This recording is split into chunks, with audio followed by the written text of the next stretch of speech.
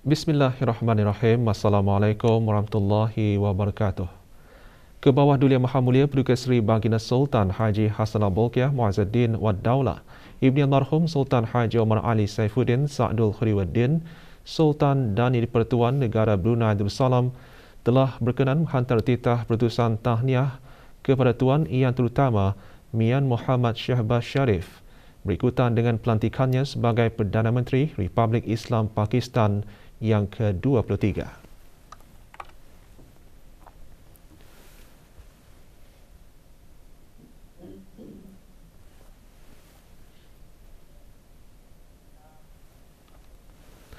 Pada menjunjung titah perkenan ke bawah Duli Maha Mulia Paduka Seri Baginda Sultan Haji Hassanal Bolkiah Muazzuddin Wad Daulah, Ibni Almarhum Sultan Haji Omar Ali Saifuddin Sa'dul Khuriwaddin, Sultan dan di-Pertuan Negara Brunei Darussalam dan merujuk kepada siaran media Jabatan Perdana Menteri mengenai pelanjutan penangguhan sementara kebenaran aktiviti rentas sempadan bertarikh 30 Mac 2022. Jabatan Perdana Menteri ingin maklumkan mengenai pelanjutan penangguhan sementara kebenaran aktiviti rentas sempadan selama 15 hari lagi dari 16 hingga 30 April 2022. Kemasukan warga negara asing melalui pos-pos kawalan darat dan laut termasuk perjalanan transit melintasi negara Brunei Darussalam kecuali bagi kemasukan atau perjalanan transit yang telah diberikan kebenaran oleh Kerajaan Negara Brunei Darussalam.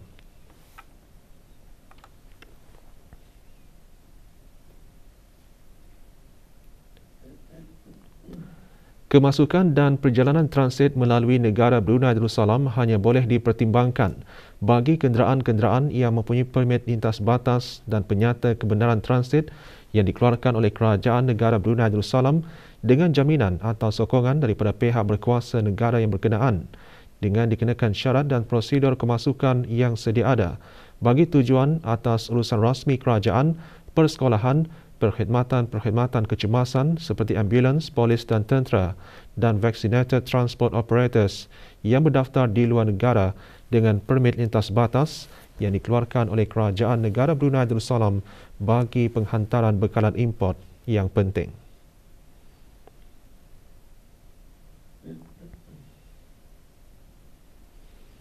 Dan keluar dan masuk negeri secara ulang-alik melalui pos-pos kawalan darat maupun laut bagi tujuan pekerjaan. Syarat-syarat bagi pertimbangan keluar masuk yang dinyatakan adalah tertakluk kepada penelitian Jawatankuasa Pandu COVID-19 dari semasa ke semasa. Bagi sebarang maklumat lanjut dan terperinci, bolehlah melayari laman sesawang Jabatan Perdana Menteri di www.pmo.gov.pn/travel portal atau hubungi travel hotline di talian 120 semasa waktu bekerja atau email kepada travelapplication@jpm.gov.pn.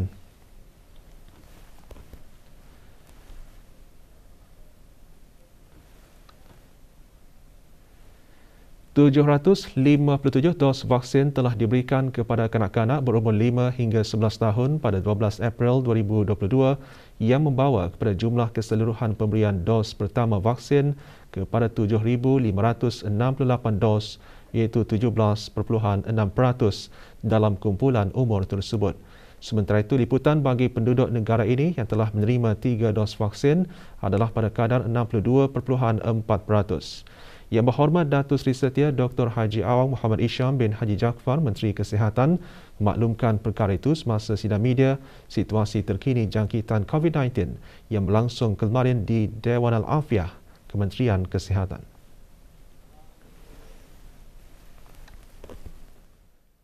Sebanyak 217 kes baru telah dilaporkan, iaitu 207 kes adalah hasil ujian ART dan 10 kes adalah hasil dari 434 ujian makmal RT-PCR yang telah dilakukan.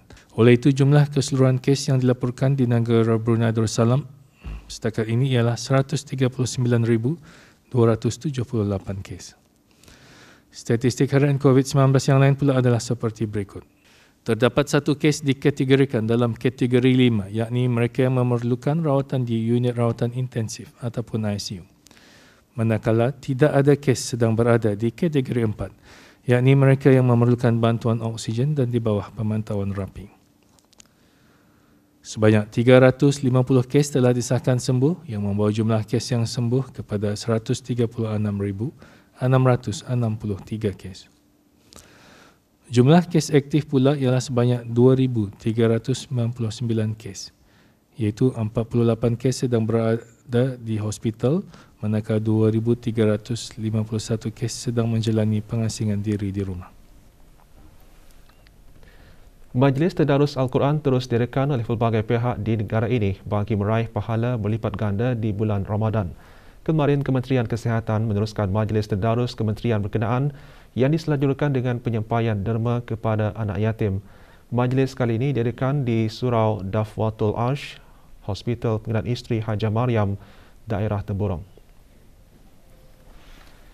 Hadirin yang berhormat, Datuk Seri Setia Dr. Haji Awang Muhammad Isham bin Haji Jaafar, Menteri Kesihatan.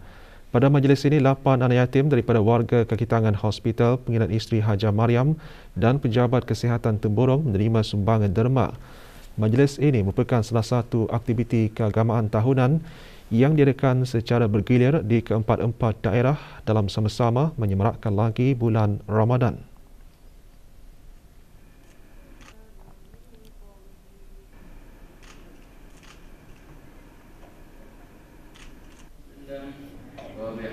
Rombongan Kementerian Hal Ehwal Agama juga meneruskan majlis yang sama di Masjid Kampung Keriam, daerah Tutong. Rombongan diketuai oleh Awang Haji Muhammad Sarudin bin Haji Timbang, Timbalan Setiausaha Tetap Kementerian Hal Ehwal Agama. Juga diadakan penyampaian agihan zakat wang tunai kepada 50 orang asnaf fakir dan miskin.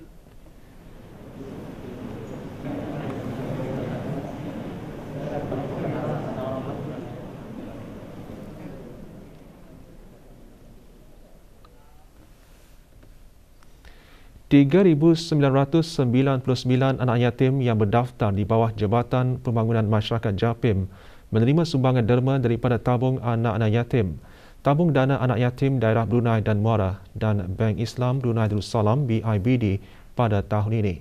Majlis penyerahan derma anak-anak yatim peringkat kebangsaan yang dikenalikan oleh Kementerian Kebudayaan Belia dan Sukan melalui Jabatan Pembangunan Masyarakat JAPIM dengan kerjasama Jabatan Daerah Brunei dan Muara, Kementerian Hal Ehwal Dalam Negeri dan BIBD bermula kemarin. Di daerah Brunei dan Muara, majlis diadakan di Pusat Persidangan Antarabangsa Berakas. Penyerahan derma disempurnakan oleh Yang Berhormat Major Jeneral Bersara Datuk Paduka Seri Awang Haji Aminuddin Ehsan bin Pihin Orang Kaya Saiful Muluk Datuk Seri Paduka Haji Abidin, Menteri Kebudayaan Belia dan Sukan.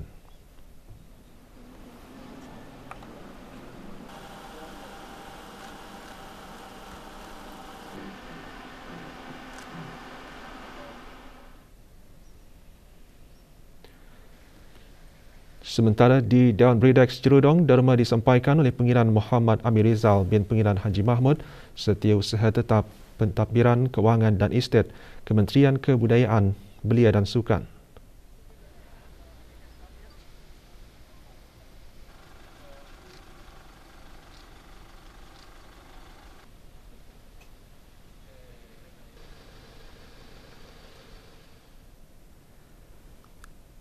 Di Masjid Hassanal Bolkiah, Rancangan Perumahan Negara RPN Mentiri, derma diserahkan oleh Pengiran Haji Muhammad Hasnan bin Pengiran Haji Ali Hassan, Setiausaha Tetap Pengurusan Strategi dan Dasar Kementerian Kebudayaan Belia dan Sukan. Majlis yang sama akan diteruskan hari ini.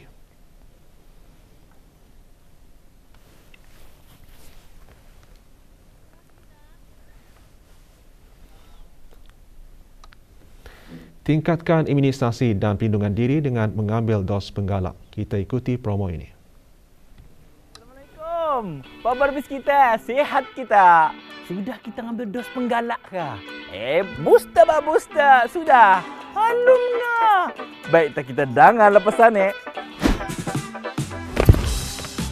Dos penggalak? Sudah ya tak kami rasa selamat.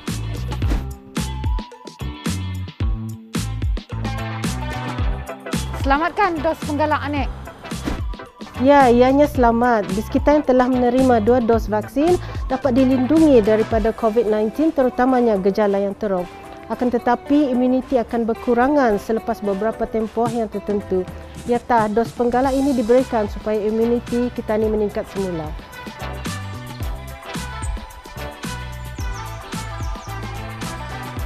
Kesan sampingannya apa?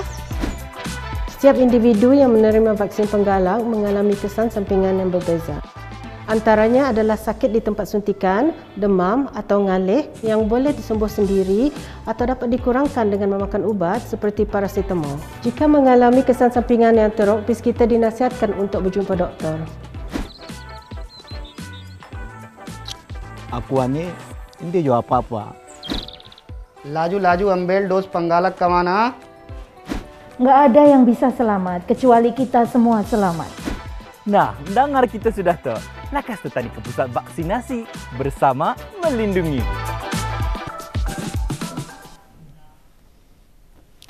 37 pelajar terdiri daripada anak yatim dan pelajar kurang berkemampuan menerima sumbangan daripada Pusat Serantau Simia Voktek.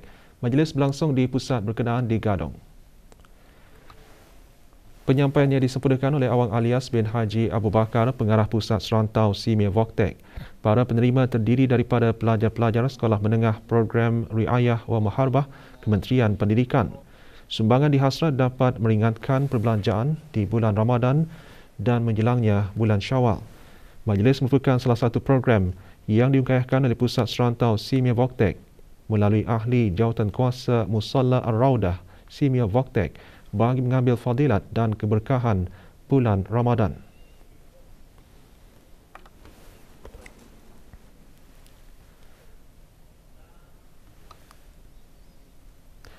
Ceramah bertajuk Bulan Ramadan, Bulan Al-Quran merupakan pengisian hari pertama program Ihya Syabab Al-Watan yang dianjurkan oleh Majlis Persatuan Pelajar Kolej Universiti Perguruan Agama Sri Begawan, Kupu SB.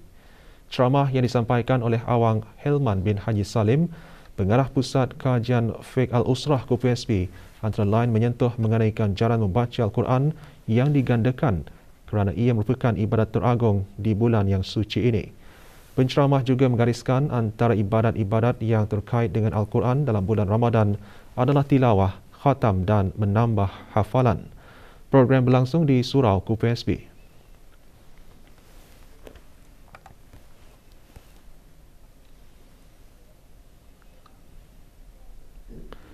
Aspek bahasa dengan tajuk Gerakan Terjemahan Abbasiyah dan kebolehsesuaiannya terhadap iklim terjemahan di negara Brunei Darussalam.